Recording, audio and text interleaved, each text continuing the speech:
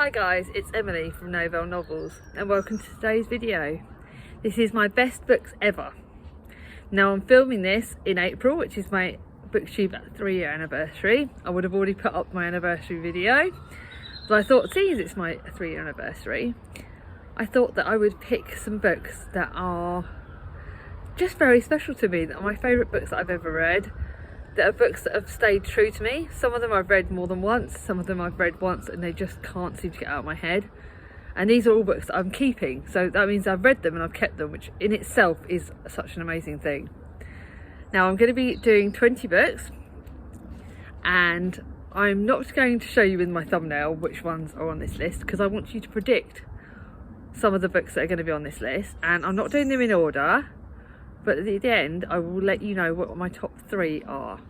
And these are my 3 favourite books ever. And at the time of filming this, even as I'm recording this, I don't exactly know which ones I'm going to pick. Although I think I know roughly. But all of these books are really special to me. I won't go into too much detail because it is 20 books and it's going to be a long video. But all of these books have special meanings for me, and I will explain that as I'm going along. But what books that I've read do you think are going to be in my top 20? I'd love to know, let me know in the comments down below. So the first book I'm going to show you is Johnny Be Good by Paige Toon. You all know Paige Toon is my favourite author, and this is my favourite book of hers. It was her second book that she published. It's actually her least popular book that's been sold at full price, and I don't understand that because it's my favourite and it's brilliant. It's the only one that's part of a sequel because it's got a sequel which is Baby Be Mine. It brings out the rock goddess in me. That when I was younger, when I was like a teenager, I loved the Bon Jovi, just all of the rock kind of music at the time, when I was 18. Sort of grungy stuff, the black, I wore a lot of black and I wore a lot of grungy rock. I used to love listening to rock music. And Johnny from this book reminds me of that. And he also reminds me of Robbie Williams when he was a bad guy, because I was a massive Robbie Williams fan. I'm a massive fan of Bad Boys. And I love like facial hair and like rustly. I've got a thing about blokes in jeans and tight tops, but that is also because of the whole Grease thing when I was younger. But this is my favourite book, and this is about a rock god, and he meets, and his PA, him and his PA have interesting things happen in this book. There are some saucy scenes, but this is such a good book. I love it, and it's about a girl who's also coming out of herself and staying true to herself, and I friggin' love this book. It's such a brilliant book. I love Baby Be Mine. Now I've got the Jessie Jefferson books that I'm going to be reading, and it's brilliant. It's very special to me, that book. And I've just realised that where I'm doing this book's going to go out. Now this, another book that's the second in the series, and this is Why Mummy Swears. Now I said I'm going to be rereading this Why Mummy series. I'm going to read this next year. I'm going to do a big read along of it because she's got 4 books in the series. And this is the second one in the series, but I actually read the second one before I read the first one. And this is really sort of like Why Mummy Swears, and I'll be honest, I am a bit of a swearer. Try not to swear in front of the children because obviously that's not very good mummy skills, but obviously my kids will drive me mad at times, and don't they drive all of us mad. And I think this was the book that sprang out to me because it was one of the first books on being a mum that actually truly got what life is like as a mum, because they do drive you flipping crazy, they do drive you insane, and dad's always off and dad's always doing his own thing, and it's left to us 9 times out of 10. I'm not saying it always is because I know a lot of single dads, and this is brilliant though. This is the first book that I read that actually doesn't portray mum being a mum in the whole patchwork. Oh, I'm such a good mum, I do baking and I do this and I do that and my kids are my world. Yeah, my kids became my world when I discovered another world. You guys. So this was the first book that really struck out to me, so that's why I really love this book. The next one is actually another book that's not the first in the series. This is Bookshop on the Shore, which is, I think this is the second in the Endless Beach series. And I love this series. I've read the whole series. I've got the newest one. Yeah, I've read the whole series so far. And I love this one because this one is about the bookshop. And that's why I think I loved it, because it's about bookshops on the shore. Books about books have me, and there is some quite good books content in this. It's one of her more modern books, and I absolutely loved it. It's about Zoe, who's a single mother, and she has to move. She moves away. She moves to Scotland, and she takes her son there, who is non-verbal, and it's really good. And it's an amazing book. It's one of my favourites by Jenny Colgan, but that really sprang out to me because book about books. Next one is an all-time, I'm not doing these in order at all because this is an all-time favourite, and this is Heidi by Joanna Spyri. I have decided actually I'm going to get a better copy than this because I've got all of my copies are in this edition, the Paragon Classics edition, but I want a prettier one than this because Heidi is a book that I loved growing up. It is an all-time absolute favourite book of mine. It's magical, it's got so many happy memories from my childhood, and I just love it. If you want to read any children's books, this is where I would go to.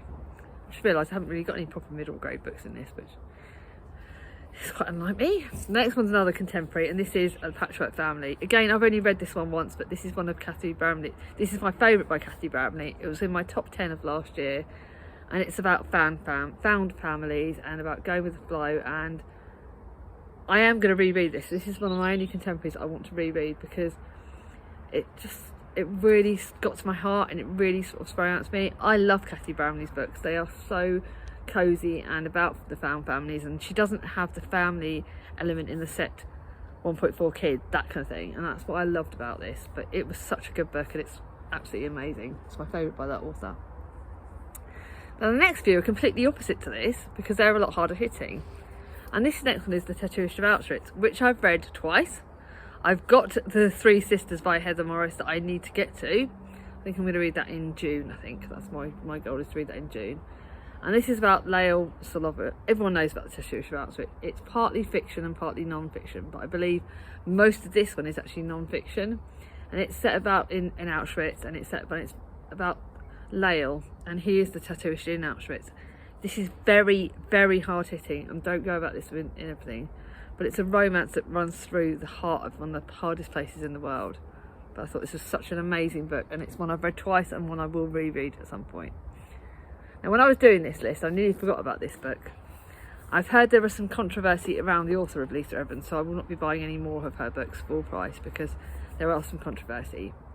But this book really sprang out to me when I read it, and it's about set in the 1928, and it's just after the suffragette movement, and it's about in a youth that Matty Simkin was one of the suffragettes, and it's about her sort of encouraging young ladies to really fight for themselves and everything else.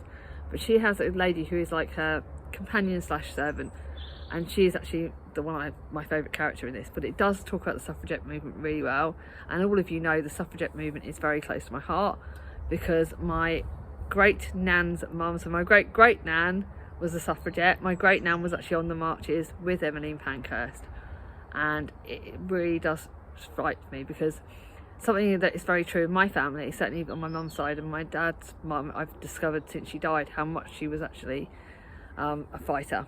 And it's very true about in our family that women have had to really fight for their ground, and obviously something you guys know with my own disabilities, I've had to really fight for my place and fight for my disabilities and fight for what's right for me, and I've had to really sort of stand my ground on things. And something that I learned growing up from my nan and from my mum was that we don't take crap in our family. We don't let anyone knock us down. When you tell us we can't do something, we will prove you wrong. And I swear that goes back to these suffragettes, that the women in my family are inspirational, and that's why this book is so true to my heart and it's very special to me. Now the next one is by one of my other favourite authors, Elaine Everest, and this is The Patchwork Girls. I've got the whole Warworth Girls series, which I love, but this one alone stood out to me because it's a book that's not part of a series. It's an independent book, and it's about, again, a woman that really finding her place and standing up for herself and finding friends in unlikely places. And this one's got real excitement in it, so it's quite a mystery within a historical fiction, and it's such an amazing book and I loved it. It's my favourite by this author, and that's saying something when I absolutely loved The Woolworths Girls. Now the next one, and I'm filming this when it's windy, which I didn't expect, is The Familiars by Stacey Halls. Now I've read The Foundling, which I enjoyed. I've still got to read Miss England. Miss England will be read in June because I need to get to that, Mrs. England. But this one is again about a strong female who, she's had loads of miscarriages and she's pregnant for the 4th time, and she really wants the baby to survive, and she's really scared, and she meets up with this Alice Gray, who's a young midwife, and it's a bit of witchcraft in it, but she's standing up for a friend and she wants to have this baby. And for anyone that's had miscarriages, they are very hard hitting, they are very hard. And I know that when I was pregnant with Thomas after having my miscarriage, that that I was scared the whole time. I was petrified that I was going to lose him, and I only had one miscarriage, so to go through 4 is just unbelievably scary. So that's another reason why I love this. It's about witchcraft, strong friendships, strong families, and just strong friendships really, and females being strong. And the next one is going to be The Binding by Bridget Collins. Again, she is a controversial author, which I didn't realise at the time. It's since been told, so I will not be buying any more of her books. I didn't get on with the portrayals, but I loved The Binding. The Binding was absolutely incredible book. It's got magical realism, historical fiction, the literary content. It's my one of my absolute favourite books. It was one of my favourite books of 2019, and one that really stood out to me. It's one of the most gorgeous books. This copy of it alone is just absolutely stunning. So I kept the portrayals purely because it's got the most gorgeous book, but the story in The Binding is incredible. Now the next one is a book that I've only read this year. I read it at the start of the year, and when I say it is good, it is going to be one of my favourites of the year. It's obviously in this pile anyway. I'm going to be reading another book by this author in May, but this is Shaggy Bane. Now Shaggy Bane, like I said, I only read it in January, so it's only been read once, but I think I read The Binding twice, by the way. But this Shaggy Bane is very, very close to my heart, because I read this at the start of the year. It's got so much trauma in it. It's got fights for LGBTQI+. It's got about what life is like in poverty. It's got about families again. It's just an amazing book. It is one of the most emotional books I've read, but I read it with Ange and Amy. We're going to be reading Young and Mungo in May, but this was incredible. The writing is divine. I see now why Ange loved it and why it's one of Ange's favourite books, and it will go down as one of my favourite books of the year. I loved it. I thought the writing is hard, but be warned, this is a very, very hard-hitting book. Now the next one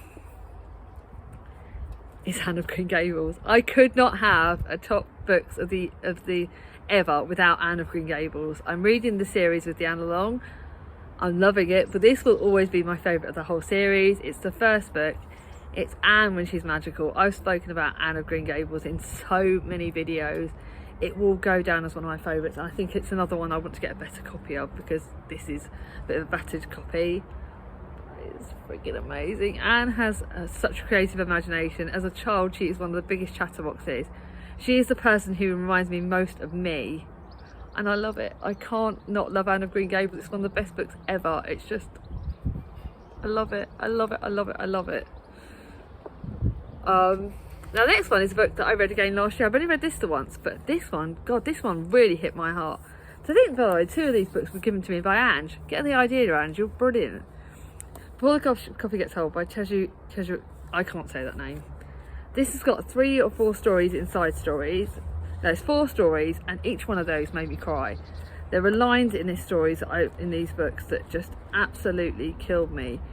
When I thought about my dad in one of them, because it's about saying goodbye, and if you could go and visit the past, and if you could see this person one more time, I would go and see my nan and my dad. But this one really struck home to me. It's another one I need to reread because I absolutely loved it. I loved this more than the second one, but all of these stories were so emotional. I think I read it in a day because it's quite a short book, but it's just absolutely incredible. I'm just realising. Now another book, this is a book that actually, and when I gave her my non-fiction books, thought this was non-fiction. It is non-fiction kind of, it's more of a graphic novel. And she was going to pick me to read this, but I've actually read it twice already. But I think this is another one I will need to read 3 times, because it's about bookworms through Joyce. This charming comics capture exactly what it feels like to be head over heels for hard covers and paperbacks and ebooks and bookstores. And again, it's one that I will always, always love. It was like I looked at myself when I saw this book. I want the other one, which is Quiet Girl in an Introverted World, and that's another book I want to read. I want to have my own copy of. This author's got another book out, but she's on my Amazon wish list, and one day I'll get to it. But I love this, because talk about sussing us out, doesn't it? It really gets to all book lovers.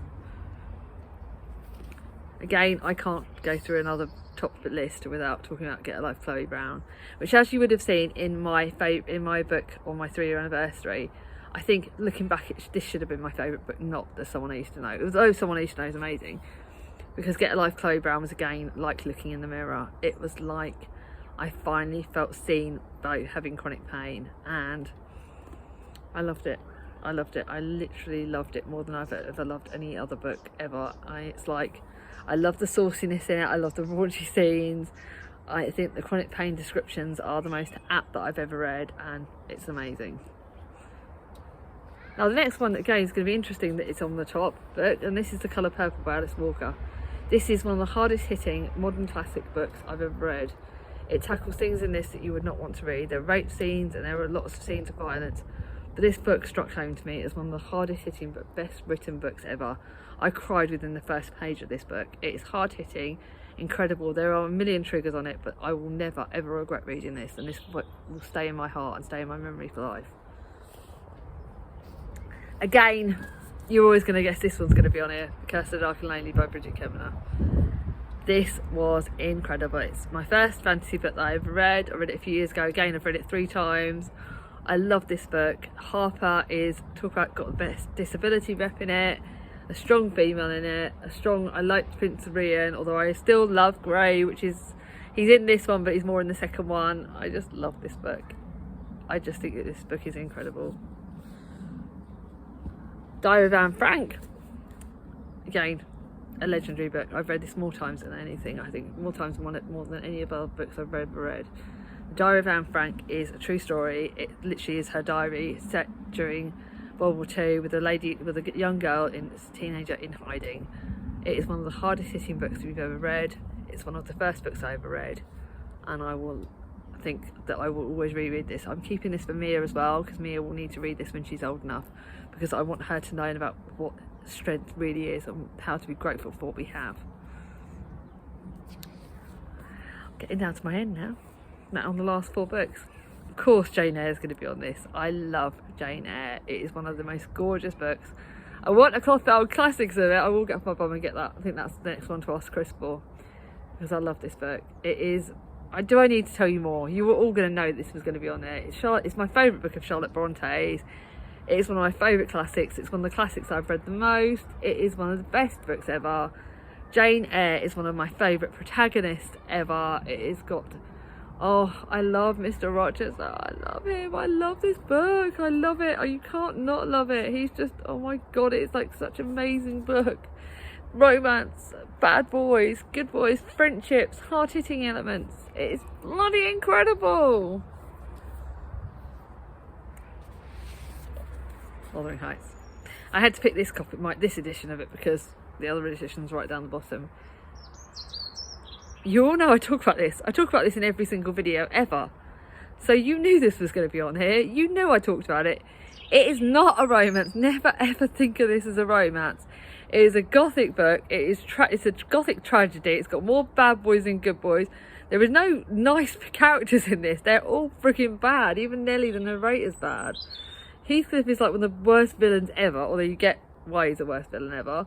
Catherine's a bloody pain in the bum stuck up her own arse.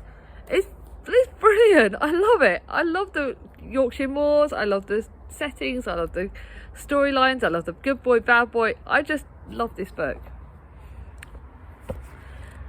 Then we've got Pride and Prejudice. I could not do a top 10 books without this. I think I've read this once or twice, but I'm going to be reading it for Jane Austen in July. I will be doing it. I think I may do a read along of it. I don't know yet. I'm doing it, but I'm doing this. This is the copy Chris got me, and no, this is my sister actually got me this one. Heaven and Earth are the shades of Pemberley, thus polluted. It's my favourite Jane Austen book. It is one of the most sweetest, kindest books ever. It's Jane Austen at its best. It's on sisters. It is gorgeous. I just love this book. It's stunning. It's beautiful and it's amazing, and you can't not love it. And then lastly, my favourite Dickens book ever, because it's one that I've even got the film for it, because I love it that much. David Copperfield. It's my favourite Dickens, and I've been really hit and miss with Dickens. David Copperfield is one of the best books ever, literally. It is, oh, you cannot pick a better one of his books. I really have been hit and miss with this. But David Copperfield's character is amazing. He goes through such a journey. You've got some interesting, you've got some good boys, you've got some bad boys. God, there are some real baddies in this, and some real characters that are really, and my copy of this, look, it's got pictures in it as well. It's just gorgeous. Mr. Micawber, oh my God. You've got some bad boys. Oh, Mr. Dick, who you love, Mr. Dick. Oh, just This is incredible, and it is one of the best Dickens books ever. So that's my top 20. Now, out of all of these, what books are going to be in my top 3? See if you can get any one of these. And these are the top 3 in set order as well. So, my third favourite is Get a Life, Chloe Brown. My second favourite is Anne of Green Gables, and the most obvious one ever, Wuthering Heights, is my first favourite. But these are the favourite books that I've ever read, and I've been grateful. I'm looking forward to this year reading some really amazing books. I've got some great books on my shelves that I can't wait to get to this year. Some incredible books ahead of me that I'm wondering what are going to be my top books 2022. If any of my books this year are going to reach the top 10 ever. Obviously at the moment Shaggy Bane is one of the only books I've read this year for the first time that's actually on this list. But what a year, you know, what a journey. Like, my life has been about reading. My life is my books. My books are my saviour. You guys are such an important part of my life, and I'm truly grateful.